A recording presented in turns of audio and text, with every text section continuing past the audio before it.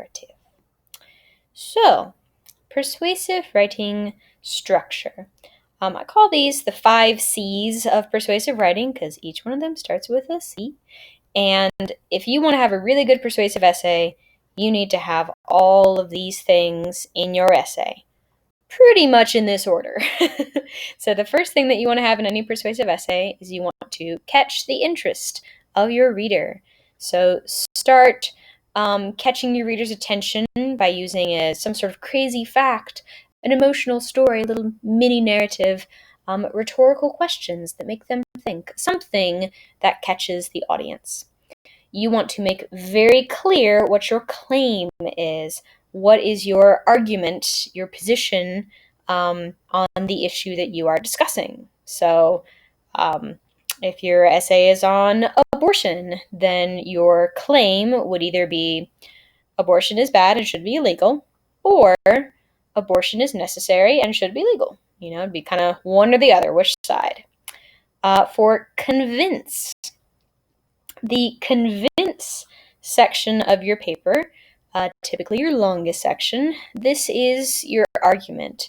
This is you defending what you believe about the issue that you have chosen. So if your argument is that abortion is bad, this is you talking about all of the different reasons, all of the different evidence that supports why abortion is bad. Now, the one that people usually leave out is this one, the counter-argument. So for a counter-argument, this is where you start talking about the side of the issue that you do not agree with. So if you are saying abortion is bad, this is where you say, now, some people believe that abortion is necessary, and those people say abortion is necessary because reason.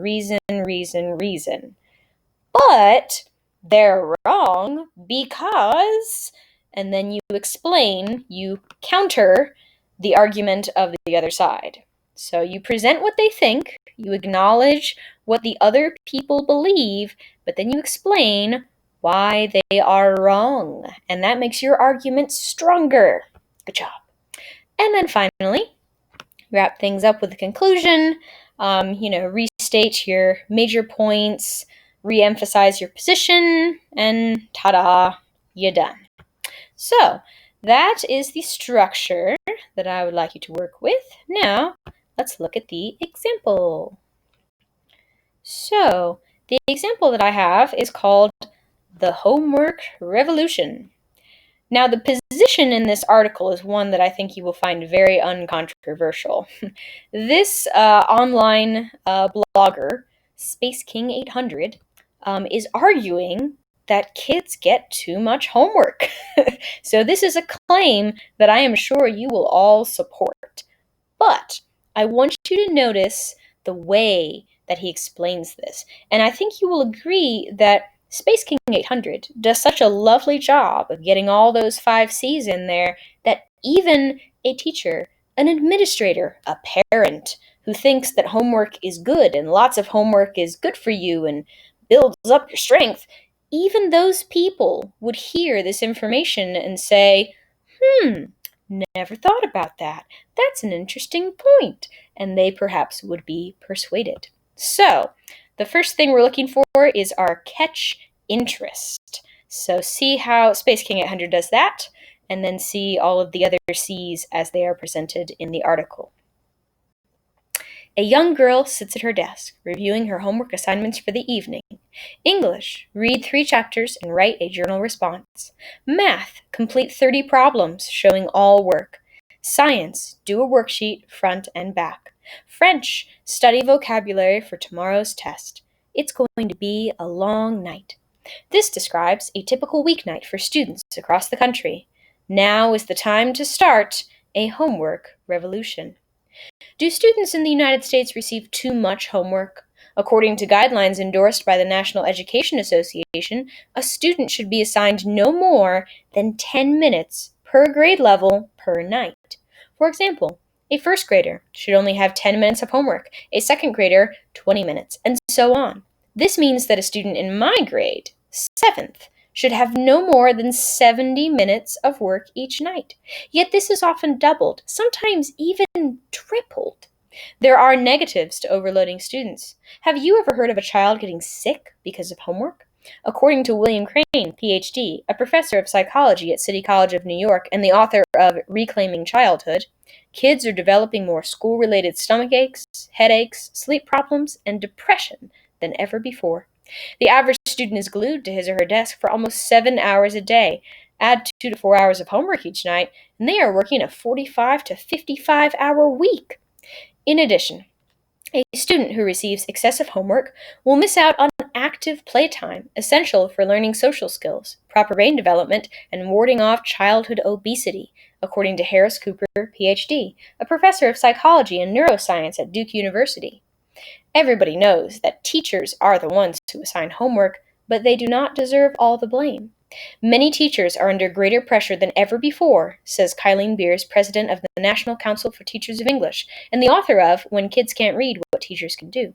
Some of it comes from parents, some from the administration and the desire for high scores on standardized tests. Teachers who are under pressure feel the need to assign more homework. But why aren't teachers aware of the NEA homework recommendations? Many have never heard of them, have never taken a course about good versus bad homework, how much to give, and the research behind it. And many colleges of education do not offer specific training in homework. Teachers are just winging it. Although some teachers and parents believe that assigning a lot of homework is beneficial, a Duke University review of a number of studies found almost no correlation between homework and long-term achievements in elementary school, and only a moderate correlation in middle school. More is not better, concluded Cooper, who conducted the review. Is homework really necessary? Most teachers assign homework as a drill to improve memorization of material. While drills and repetitive exercise have their place in schools, homework may not be that place. If a student does a math worksheet with 50 problems but completes them incorrectly, he will likely fail the test. According to the U.S. Department of Education, most math teachers can tell after checking 5 algebraic equations whether a student understood the necessary concepts. Practicing dozens of homework problems incorrectly only cements the wrong method. Some teachers believe that assigning more homework will improve standardized test scores.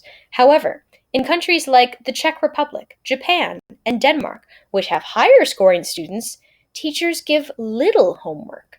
The United States is among the most homework intensive countries in the world for 7th and 8th grade, so more homework clearly does not mean a higher test score. Some people argue that homework toughens kids up for high school, college, and the workforce. Too much homework is sapping students' strength, curiosity, and most importantly, their love of learning. Is that really what teachers and parents want? If schools assign less homework, it would benefit teachers, parents, and students alike. Teachers who assign large amounts of homework are often unable to do more than spot check answers. This means that many errors are missed. Teachers who assign less homework will be able to check it thoroughly. In addition, it allows a teacher time to focus on more important things. I had more time for planning when I wasn't grading thousands of problems a night, says math teacher Joel Wazik at a middle school in Missouri. And when a student didn't understand something, instead of a parent trying to puzzle it out, I was there to help them. The result of assigning fewer math problems? Grades went up, and the school's standardized math scores are the highest they've ever been. A student who is assigned less homework will live a healthy and happy life. The family can look forward to stress-free, carefree nights, and finally, the teachers can too. Some schools are already taking steps to improve the issue. For example, Mason Rice Elementary School in Newton, Massachusetts has limited homework, keeping to the 10-minute rule. Raymond Park Middle School in Indianapolis has written a policy instructing teachers to assign homework only when you feel the assignment is valuable. The policy also states, a night off is better than homework which serves no worthwhile purpose. Others, such as Oak Knoll Elementary School in Menlo Park, California, have considered eliminating homework altogether. If these schools can do it, why can't everyone? So, my fellow Americans, it's time to stop the insanity. It's time to start a homework revolution. All right, so hopefully you were very persuaded by Space King 800 and all of his or her wonderful arguments. Assume his was king, but you never know. So let's talk about the way that Space King 800 makes this convincing. So the first thing we look for, catch interest. We can see that right off the bat. So we have this little story, this poor young girl, all of her terrible work. Oh, such a long, sad night ahead of this poor, theoretical, imaginary girl. So Space King 800 chose to use a story as their catch interest. So we can clearly see, the direction that things are going to go. We have sympathy for this poor little young girl, so it catches our interest rather effectively. Then they make their claim, their position. Homework is messed up, and we need a revolution. So this states their position on homework. It is rubbish, and we need less of it, and very clearly calls for change. So that is their claim that they are making. Now, we get started with convince stuff.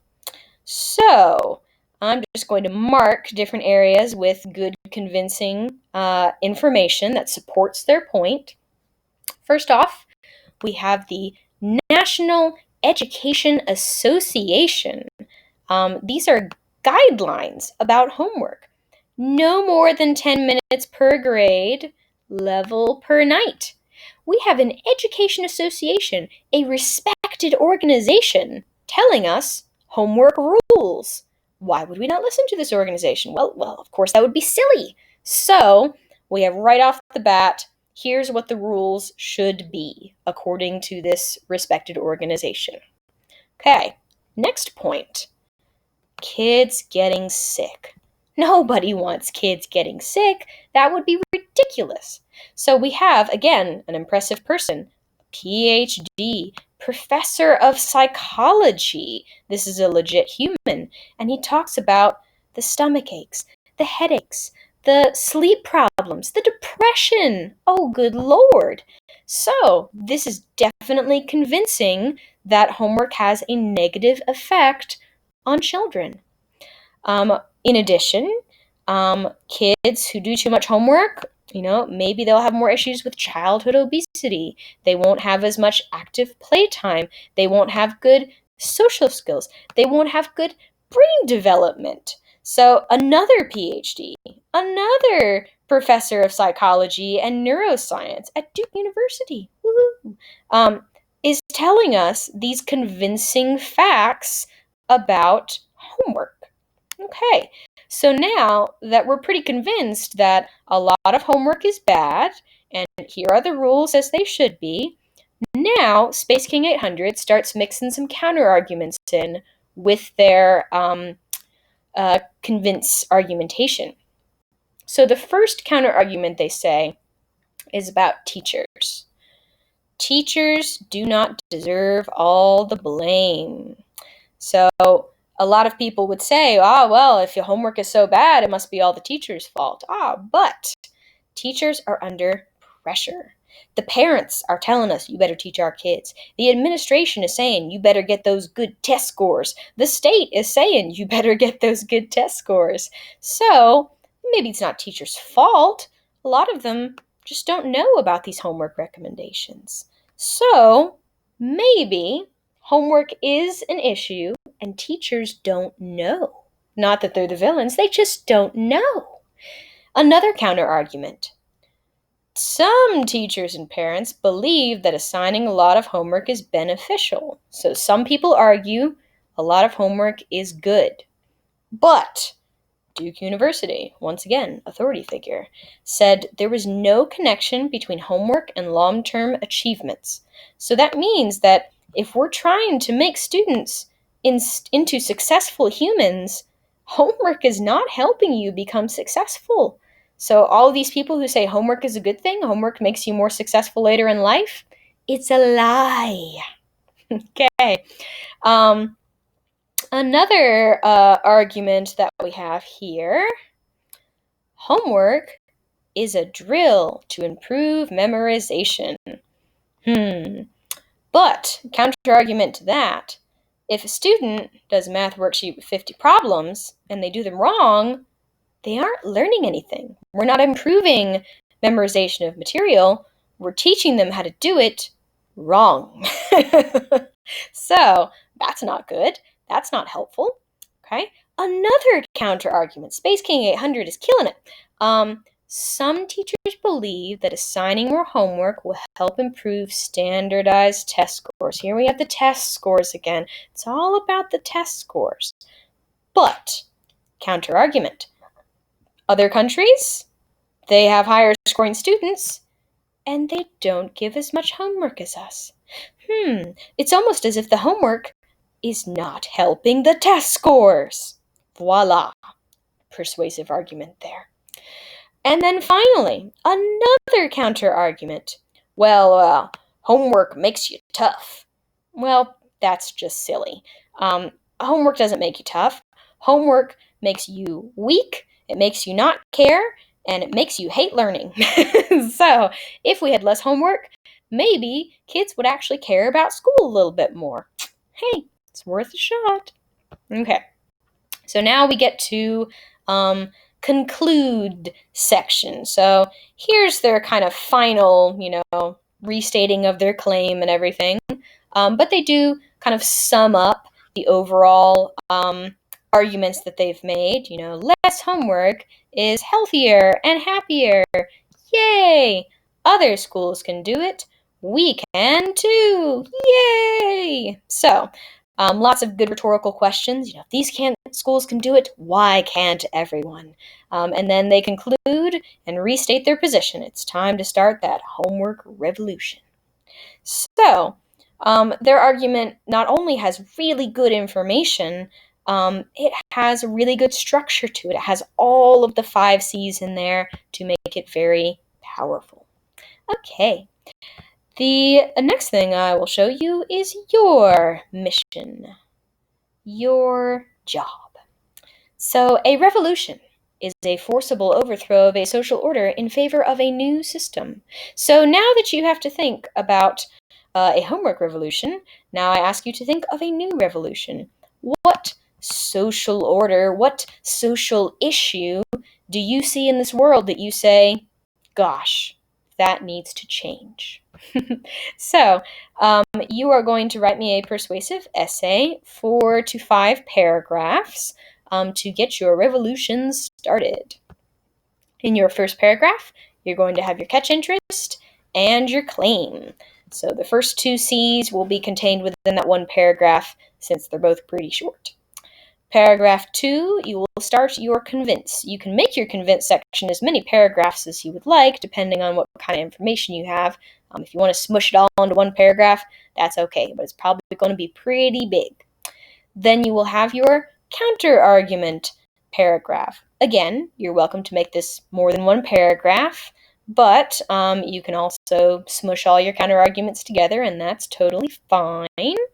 And then finally, you will conclude, and that will be your essay. And hopefully you will have thoroughly persuaded me about these issues, whatever issue you choose.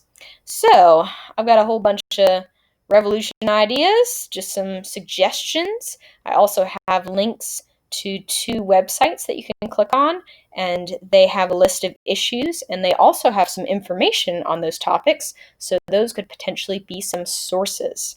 So this week, as we wrap up To Kill a Mockingbird, you may start writing or start researching whatever your revolution is going to be. When you do that, my only word of caution is make sure to save the website URLs for any sources that you use. Even if it's just a page you look at to get some ideas, save that website URL. Next week in class, we're going to have a lot of time to work on this revolution and help everything get polished off. And I'm going to show you how to create a bibliography at the end of your essay and how to cite your sources properly. And if you don't remember what your sources are, it's going to be hard.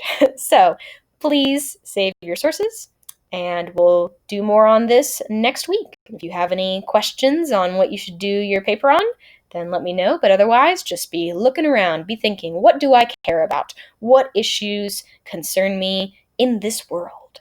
And that's all I got.